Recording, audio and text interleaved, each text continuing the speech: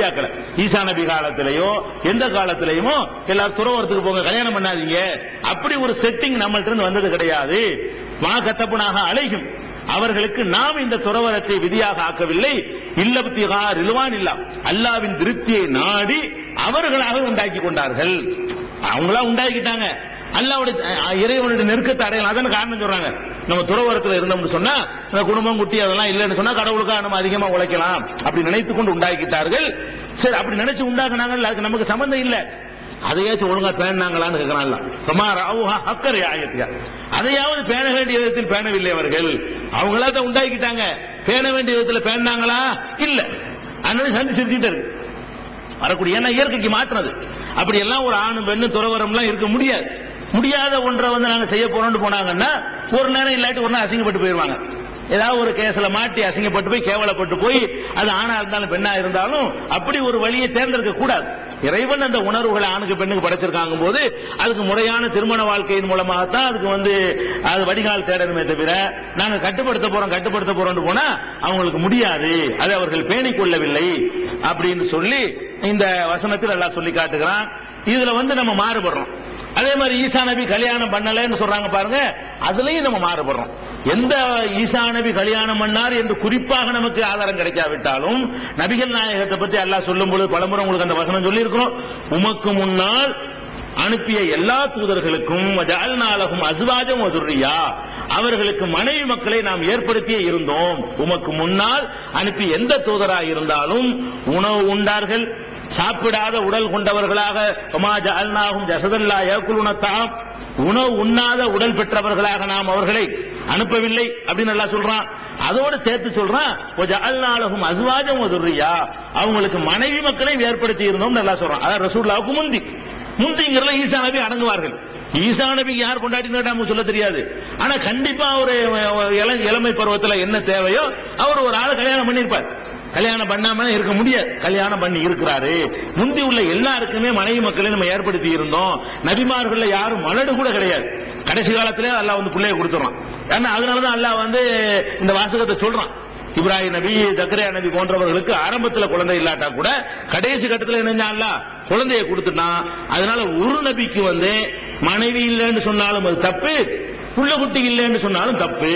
அதனால ஈசா நபிக்கு எல்லா நபிமார்களும் கொடுத்தது போல மனைவி மக்களை கொடுத்தான் தான் வளைக்கணும். ஈசா நபிக்கு மட்டும் கொடுக்கலன்னு பிரத்யேகமா சொல்றதா இருந்தா அவருக்கு இல்லைன்னு தனி ஆதாரத்தை காட்டணும். ஈசா நபிக்கு மட்டும் கல்யாணம் ஆவலன்னு யாராவது சொன்னார்களே ஆனால் அவங்க என்ன செய்யணும், இந்த ஹதீஸ் ஈசா நபிக்கு ஆவலன்னு விதிவிலக்கு இருக்குன்னு காட்டணும். அப்ப எல்லா மனுஷனையும் விந்து துளியில படைச்சோன்னு எல்லாம் சொல்றான். ஈசா நபிக்கு நம்ம விதிவிலக்கு காட்ட முடியும். ஈசா நபி இல்லைன்னு நம்ம சொல்றோம், இந்த ஈசா நபி வேற மாதிரி படைக்கப்பட்டார்னு குர்ஆன்ல இருக்கு, ஹதீஸ்ல இருக்குன்னு நம்ம காட்டுறோம். அப்படி விதிவிலக்கு காட்டாத வரைக்கும் பொதுவா சொல்லுதல் அவர் அடங்கிடுவார். அப்ப எல்லா நபிமார்களுக்கும் மனைவி மக்களை ஏற்படுத்தி இருந்தோம் குர்ஆன் சொல்லுது. அந்த பொதுவான விதியில ஈசா நபி விதிவிலக்கு என்று குர்ஆன் சொல்லவே இல்லை. சொல்லாத காரணத்தினால நம்ம நம்பிக்கை பிரகாரம் ஈசா நபியும் கல்யாணம் பண்ணினாரு. அவர் துறவரத்தை போதிக்கவே இல்லை, மக்களுக்கு இல்லறத்தை தான் போதிச்சாரு, இல்லற வாழ்க்கை தான் வாழ்ந்து காட்டினாரு. அவங்க அந்த ரிக்கார்டு கிடைக்காத காரணத்தினால அவர் துறவரம் தான் இருந்திருப்பாரு அப்படின்னு நினைத்து கொண்டு அது மாதிரி சொல்றாங்க. அந்த விஷயத்துல நம்ம என்ன பண்றோம், அவர்கள் இருந்து மாறுபடுகிறோம். அந்த அவங்க நம்பிக்கையில நம்ம மாறுபடுறோம். அடுத்து நம்ம மாறுபடக்கூடிய நம்பிக்கை என்னன்னு கேட்டா, ஈசா நபி கொல்லப்பட்டுட்டாங்கன்னு அவங்க சொல்லுவாங்க. அவங்க என்ன சொல்லுவாங்கன்னு கேட்டா, ஈசா நபி நினைஞ்சிட்டாங்க, கொல்லப்பட்டாங்க. அன்றைக்கு உள்ள சமுதாய யூதர்கள் கொல்ல வந்தாங்க, கரெக்டா பிடிச்சிட்டாங்க. ஒருத்தன் காட்டி கொடுத்தோன்னு நினைஞ்சாங்க, கொண்டு போய் கொலை செஞ்சாங்க. கொலை செஞ்ச பிறகு 3வது நாள் உயிர் தெழுந்துட்டாரு. கொலை செஞ்சதை ஒத்துக்கிறாங்க, இறந்துட்டாரு. 3வது நாள் நினைஞ்சாருன்னு கேட்டா அதுல இருந்து உயிர் தெழுந்து மக்கள் எல்லாம் நினைஞ்சாரு பார்த்து, நான் தான் ஈசா, பயப்படாதீங்க அப்படின்னு சொல்லிட்டு நான் வருவேன், நான் வர வேண்டிய நேரத்தில் கரெக்டா வருவேன்னு சொல்லிட்டு நினைச்சாரு, போயிட்டாரு அப்படிங்கிறது அவங்களுடைய நம்பிக்கை. நம்ம நம்பிக்கை என்னன்னு கேட்டா, ஈசா நபியை கொல்ல முயற்சி பண்ண வரைக்கும் ஓகே. ஈசா நபிக்கு எதிர்ப்பு இருந்தது. ஏன்னா அவ்வளவு கட்டமா அந்த வார்த்தையை பார்த்தால விளங்குத. அங்க உள்ள பெரிய ஜுப்பா போடுறது, தாயத்து எல்லாத்தையும் வாங்கணும் வாங்கி இருக்கிறாரு. இப்ப நம்ம படிச்சு காட்டின வசனத்திலேயே அவங்க சபையில அந்தஸ்து கேட்கறீங்க, அப்படி கேட்கறீங்க, இப்படி கேட்கறீங்கன்னு பிடிச்சா அது எதிர்க்காம என்ன செய்வான், அன்னைக்கு இருந்த யூத மத குருமார்கள் எல்லாம் வாங்குவான்னு வாங்கி இருக்கிறாரு. அதனால கடுமையான எதிர்ப்புகள் வரத்தான் செய்யும். அது மத குருமார்களை எதிர்த்தாங்கன்னு சொன்னா அவங்களுடைய ஊழல்களை அம்பலப்படுத்தினா கடுமையான எதிர்ப்பு தூண்டி விட்டுருவாங்க. அவங்க கையில ஆலயங்கள்லாம் இருக்கிறது. அதை தூண்டி விட்டுறாங்கன்னா பெரிய எதிர்ப்பு வந்துடும். அந்த மாதிரி தூண்டி விட்டதுனால ஈசா நபிக்கு கடுமையான எதிர்ப்பு கிளம்புனது நெசம், அவரை கொல்வதற்கு முயற்சி பண்ணது நெசம். ஆனால் என்ன நடந்துச்சுன்னு இஸ்லாம் சொல்லுதுன்னு கேட்டா, அவனை அந்த கடைசி நேரத்தில் ஆள் மாறாட்டம் பண்ணி ஈசா நபின்னு நினைத்து வேற ஒரு ஆளை பிடிச்சி அரைஞ்சு விட்டாங்க. அப்ப ஈசா நபி என்ன வானாரு, அவரை அல்லாஹ் தன்னளவில் உயர்த்தி கொண்டான், அவரை கொல்லல, சிலுவையில் அறையல, நிச்சயமா அவரை கொல்லவே இல்லை அப்படி எல்லாம் சொல்றோம். கத்தலூஹு யகீனா, கண்டிப்பா அவரை கொல்லவே கிடையாது அப்படின்னு சொல்லி திருமறை குர்ஆன் சொல்லுகிறது. அப்ப இந்த விஷயத்துல ஈசா நபி உயர்த்தப்பட்டார்களா இல்ல வேற அதுக்கு அர்த்தம் கொடுக்கிறதா? அப்ப உயிர்த்தெழுந்தல் சொல்றாங்க, அது எப்படி அந்த சம்பவம் வந்தது? இந்த விஷயங்களை எல்லாம் நம்ம என்ன செய்வோம் இன்ஷா அல்லாஹ் அடுத்த வாரத்தில் பார்ப்போம். இன்னைக்கு சொன்ன கடந்த சில வாரங்களாக ஈசா நபியை பற்றி நமக்கும் கிறிஸ்தவ சமயத்திற்கு மத்தியில உள்ள வேறுபாடுகள், ஈசா நபியை பற்றி நாம என்ன சொல்கிறோம், கிறிஸ்தவர்கள் என்ன சொல்கிறார்கள், எந்த வகையில வேறுபடுகிறோம் என்பதை கடந்த 2 வாரங்களாக பார்த்து வர்றோம். அதனுடைய தொடர்ச்சியாக இன்னொரு வேறுபாடு, கடவுளுடைய மகன் சொல்லுவாங்க ஈசா நபிய, நாம அல்லாஹ்வுடைய தூதர்னு சொல்லுவோம். அதுல நம்ம முரண்படுகிறோம். பெரிய வேறுபாடு இது. அடுத்த வேறுபாடு என்னன்னு சொன்னா, ஈசா நபி அவர்கள் சிலுவையில அறைந்து கொல்லப்பட்டார்கள். கொல்லப்பட்ட பிறகு 3வது நாள் அவர்கள் உயிர்த்து எழுந்தார்கள். 3வது நாள் எழுந்து வானுலகத்திற்கு எடுத்து செல்லப்பட்டார்கள் அப்படின்னு சொல்லி கிறிஸ்தவ மக்கள் நம்புகிறார்கள். அவங்களுடைய பைபிள்ல புதிய ஏற்பாட்டுல இது பற்றி கூறப்பட்டிருக்கிறது. இஸ்லாம் என்ன சொல்லுது என்று கேட்டா, அது இல்ல, ஈசா நபி அவர்கள் சிலுவையில் அறையப்படவே கிடையாது. அறையப்பட்டா தானே அப்புறமேல உயிர்த்தெழுவை பேச்சே வரும். இஸ்லாம் என்ன சொல்லுதுன்னு கேட்டா, ஈசா நபியில சிலுவையில் அறைய கிடையாது. வேற ஒரு ஆளை பிடிச்சி ஈசா நபின்னு ஆள் மாறாட்டம் பண்ணி அரைஞ்சு விட்டாங்க. ஈசா நபின்னு தப்பா நினைத்து கொண்டு தவறான ஒரு ஆளை பிடிச்சி அங்க உள்ள காவலர்கள் அறிஞ்சிட்டாங்க. ஒரு ஆள் அறையப்பட்டது என்னமோ உண்மை, ஈசா நபியை அறையவில்லை, அல்லாஹ் அவங்கள உயர்த்தி கொண்டான் அப்படின்னு இஸ்லாம் சொல்லுகிறது. இதுல இப்ப இந்த கிறிஸ்தவர்கள் சொல்லக்கூடிய அந்த சிலுவையில் அறைந்து கொல்லப்பட்டாரு, அடக்கம் செய்யப்பட்டாரு, கல்லறையில் கொண்டு வைக்கப்பட்டாரு, 3வது நாள் உயிர்த்தெழுந்தார் அப்படின்னு சொல்லக்கூடிய அந்த நம்பிக்கை கிறிஸ்தவர்கள்ட்ட எப்படி வருகிறது என்று சொன்னால், இந்த சம்பவத்தை, ஈசா நபி சிலுவையில் அறையப்பட்ட சம்பவத்தை நேர பார்த்தவர் தானே சொல்ல முடியும். அந்த சம்பவத்தை நாங்க கண்ணால பார்த்தோம், அவர் உயிரோடு எழுந்ததை நாங்க கண்ணால பார்த்தோம் அப்படின்னு சொல்லி அந்த நிகழ்ச்சி நடக்கும் பொழுது வாழ்ந்தவர்கள், அதை கண்ணால் பார்த்தவர்கள் தான் சொன்னா ஏற்றுக்கொள்ள முடியும்.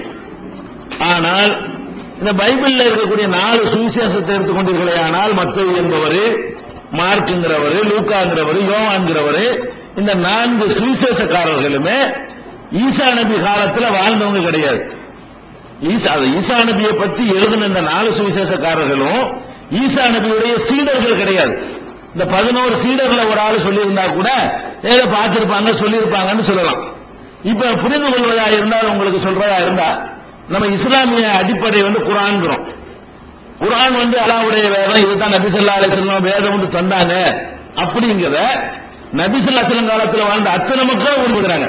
ஒரு ஆள் 2 ஆள் இல்ல, நபி ஸல்லல்லாஹு அலைஹி வஸல்லம் காலத்தில் வாழ்ந்த எல்லாருமே இதுதான் இறை வேதம், இதுதான் முகமது நபி அவர்கள் இறை வேதம் என்று எங்களுக்கு தந்தார்கள் அப்படின்னு உறுதிப்படுத்தக்கூடிய அமைப்பு குர்ஆனுக்கு இருக்கிறது. அடுத்து குர்ஆனுக்கு அடுத்து ஹதீஸ்னு வச்சிருக்கோம். இந்த ஹதீஸ்ங்கிறது என்ன? நபி ஸல்லல்லாஹு அலைஹி வஸல்லமுடைய சொல்லு, செயல், அங்கீகாரம் இவற்றை தொகுத்து வச்சுக்கிறதுக்கு பேர் தான் ஹதீஸ்ங்கிறோம். இந்த ஹதீஸ்களை பொறுத்தவரைக்கும் நம்ம 2 வகையா பிரிக்கிறோம். ஏற்கத்தக்க ஹதீஸ், ஏற்கத்தகாத ஹதீஸ். ஏற்கத்தகாத ஹதீஸ் தெரியுமா? நபி ஸல்லல்லாஹு அலைஹி வஸல்லத்தை பத்தி சொல்லக்கூடிய ஒருத்தர் நபி ஸல்லல்லாஹு அலைஹி வஸல்லம் காலத்தில் வாழாதவராக, பிறக்காதவராக, பார்க்காதவராக இருந்தாரே, ஆனால் அதை நம்ம ரிஜெக்ட் பண்ணி விட்டுருவோம். நபி ஸல்லல்லாஹு அலைஹி வஸல்லம் சொன்னாங்கன்னு சொல்றதா இருந்தா, அபூ ஹுரைரா சொன்னார்னா அவர் நபி ஸல்லல்லாஹு அலைஹி வஸல்லம் காலத்தில் வாழ்ந்தார். இப்னு அப்பாஸ் சொன்னார்னு சொன்னா அவர் நபி ஸல்லல்லாஹு அலைஹி வஸல்லத்தை பார்த்தார். இப்படித்தான் ஒவ்வொரு அறிவிப்பாளர்களையும் நம்ம பார்க்கிறோம்.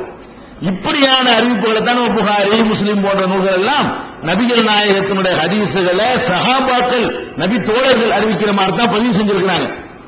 சில ஹதீசுகள்ல என்ன ஆகும்னு கேட்டா, நபி ஸல்லல்லாஹு அலைஹி வஸல்லம் காலத்துக்கு பிந்தி வந்தவங்க சொல்லக்கூடியதையும் வெளியே வச்சுக்கிறாங்க. முர்சல்னு பேரு. அந்த அந்தஸ்து தான் இப்ப 4 ஏற்பாடு கொடுக்கலாம். குர்ஆன் என்கிற லெவலுக்குள்ள அந்தஸ்து கொடுக்க இயலாது. ஹதீஸ்ல ஆதாரப்பூர்வமான ஹதீஸ் இருக்கு பாருங்க, அந்த அந்தஸ்தும் இது கொடுக்க முடியாது. இயேசுநாதரை பற்றி, ஈசா நபியை பற்றி, ஈசா நபிக்கு பிந்தி வந்தவர்கள் எழுதி வச்சிருக்கிறாங்க. ஈசா நபியுடைய சீடராக இருக்காதவங்க, அவரோட பழகாதவங்க, அவ பார்க்காதவங்க, கண்ணாளர் சிலுவையில் அறைகிறத காணாதவங்க, அவங்களோட எழுதுனதுலதான் இந்த மெசேஜ் இருக்கிறது. 4 சுவிசேஷம் அப்படித்தான். எல்லா கிறிஸ்தவர்களும் ஒன்று கூடி அன்றைக்கு ஈசா நபி காலத்திலேயே இதான்னு சொல்லி முடிவெடுத்தாங்கன்னா அப்படி இருக்கல. குர்ஆனுக்கு முடிவெடுத்தாங்கல்ல சஹாபாக்கள் எல்லாம் கூடி எல்லாரும் அரசாங்கத்தின் ஆவணமாக்கி இதுதான் குர்ஆன் ரெக்கார்ட் ஆக்கி இன்னைக்கு வரைக்கும் இந்த மூலப்பெருவை நம்ம பாதுகாத்து வச்சிருக்கிறோமே, அப்படியான ஒரு நிலை இருக்குதான்னு கேட்டா கிடையாது. அப்ப ஈசா நபியுடைய சொன்னது போனது வந்ததுகளை எல்லாம் ஈசா நபிக்கு பிந்தி வந்தவர்கள் மத்தேயு, மார்க்கு, லூக்கா, யோவான் போன்றவர்கள் எழுதி வைத்திருக்கிறாங்க. முதல்ல இந்த சம்பவத்துக்கு நேரடி எவிடன்ஸ் கிடையாது. அதாவது ஈசா நபி சிலுவையில் அறையப்பட்டார் என்பதற்கு நேரடி சாட்சி ஐவிட்னஸ் யாரு? ஐவிட்னஸ் எழுதல, நேரடியாக யாரும் என்ன செய்யல. இந்த எழுதின 4 பேருமே அந்த சம்பவத்தை கண்ணால கண்டவர்கள் கிடையாது. அதனால முதல் அடிப்படையை இதை சொல்லக்கூடியவர்கள் பிந்தி வந்தவங்க சொல்றாங்க ஈசா நபி சிலுவையில் அறையப்பட்டார்னு சொல்லி, அவங்க நேரடியாக காணாதவங்க தான். அதனால அது கரெக்டா இருக்கும், அந்த நம்பகத்தன்மை குறைஞ்சு போயிடுது. அடுத்த விஷயம் என்னன்னு கேட்டா, ஈசா நபி சிலுவையில் அறையப்பட்ட விஷயத்தை 4 சுவிசேஷக்காரர்களுமே ஏழுக்கு மேல நிறைய முரண்பட்டு பேசுறாங்க. கரெக்டான ஒரு உண்மை சம்பவமா இருந்தா ஒரே மாதிரி தானே பேசணும். அந்த சம்பவங்களை சொல்லும் போது பாத்தீங்கன்னு சொன்னா, யோவான் இருக்காரு 4 பேர்ல ஒரு ஆள். அந்த யோவான் என்ன பண்றாருன்னு கேட்டா, இந்த இயேசு சிலுவையில் அறையணும்னு ஜட்ஜ்மெண்ட் பண்ண உடனே சிலுவையில் அறையணும்னு அன்றைக்கு உள்ள யூதர்கள் என்ன செஞ்சாங்க, தீர்ப்பு அளிச்சுட்டாங்க. பிளாத்துன்னு ஒருத்தர் அப்ப மன்னரா இருக்கார், அவருடைய அரசவையில கூடி விசாரணை நடத்தி இயேசுவே சிலுவையில் நம்ம மதத்தை தூசிக்கிறாரு, நம்முடைய மத குருமார்கள் திட்டுறாரு, நம்முடைய பாரம்பரிய நம்பிக்கையெல்லாம் இவர் குறை சொல்றாரு, இவருக்கு மரண தண்டனை கொடுக்கணும் அப்படின்னு தீர்மானம் நிறைவேற்றி உத்தரவு போட்டுறாங்க. உத்தரவு போட்ட உடனே அந்த சிலுவையை எங்கே தீர்மானம், ஜெருசலம்ல வச்சு நடக்குது வழக்கு. ஜெருசலம்ல இருந்து சிலுவையில் அறைந்த இடம் எதுன்னு கேட்டா கொல்கத்தான்னு போட்டிருக்காங்க. கல்கத்தா இல்ல, அந்த கொல்கத்தான்னு அந்த பைபிள்ல குறிப்பிடுறாங்க. அந்த மாதிரி ஒரு இடத்துலதான் சிலுவையில் அறையிறாங்க. இங்க இருந்து அவருக்கு போகணும், எங்க இருந்து ஜெருசலம்ல இருந்து கொல்கத்தாங்கிற இடத்துக்கு போகணும். அப்படி போகக்கூடிய நேரத்தில் சிலுவையை அவர் தோல்ல வச்சு அவரையே சுமந்து கொண்டு போக சொன்னார்கள் அப்படின்னு சொல்லி யோவான் சொல்றார். யோவான்ல 19வது அதிகாரத்துல 17வது வசனம் அதை எடுத்து பாத்தீங்கன்னா, அவர் தம்முடைய சிலுவையை சுமந்து கொண்டு எபிரேயு பாஷையிலே கொல்கத்தா என்று சொல்லப்படும் கபாலஸ்தலம் என்ற இடத்திற்கு புறப்பட்டு போனார்.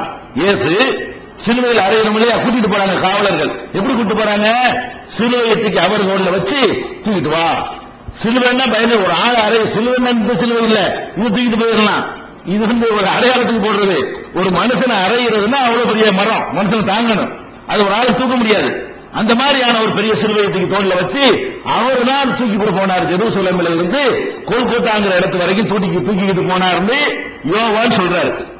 இது ஐ விட்னஸ் இருந்தா ஒரே மாதிரி எல்லாரும் சொல்லணும்ல. லூக்கா என்ன பண்றாருன்னு கேட்டா அது இல்லைங்கிறார். சிலுவையை இயேசு தூக்கிட்டு போக கிடையாது, இயேசு சும்மா தான் கூட்டிட்டு போனாங்க. இன்னொரு ஆள் சீமோன் ஒருத்தன் ஒரு ஊர்ல இருந்து வரான், அவனை பிடிச்சி இந்த காவலர்கள்லாம் நீ தூக்கிட்டு வர, இதை இந்த சிலுவையில் அறைய போறோம், இதை தூக்கிட்டு வான்னு சொல்லி இயேசு என்ன பண்ணிட்டு இருக்காருன்னா பின்னாடி வர்ற அவங்களுடைய அவருக்கு வேண்டியவர்கள் ஆதரவாளர்களோட பேசிக்கிட்டு வர்றாரு. பெண்கள் எல்லாம் இருக்கிறாங்க, சில அறிவுரைகளை சொல்லிக்கொண்டு அப்படியே அவர் வாட்டுக்கு சாவகாசமா பேசிக்கிட்டு வர்றாரு. சிலுவையை தூக்கிட்டு வர்ற ஆள் யாருன்னு கேட்டா சீமோன்கிற ஆள் தூக்கிட்டு வர்றாருங்கிறாரு. யாரு? ரெண்டுமே அவங்களுக்கு சமமான வேதம் தான். லூக்காங்கிறவர் சொன்னாலும் அது ஓகே தான், யோவான் சொன்னாலும் அவங்களுக்கு ஓகே தான். அது 2 பேருமே முக்கியமான ஆட்கள் தான். 4 சுவிசேஷம்னு நம்ம புகாரி முஸ்லிம்னு சொல்றோம், அந்த மாதிரி அவங்களுக்கு ஒரு மதிப்புடையது. அப்ப அந்த மாதிரி உள்ளதுல லூக்கா என்ன சொல்றாருன்னு கேட்டா, அதாவது அவர்கள் இயேசுவை கொண்டு போகிற போது நாட்டில் இருந்து வருகிற சிரேனே என்னும் ஊரானாகிய, சிரேனேங்கிற ஊரானாகிய சீமோன் என்கிற ஒருவனை பிடித்து சிலுவையை அவர் பின்னே சுமந்து கொண்டு வரும்படி அதை அவன் மேல் வைத்தார்கள். சிலுவையை பிடிக்கிற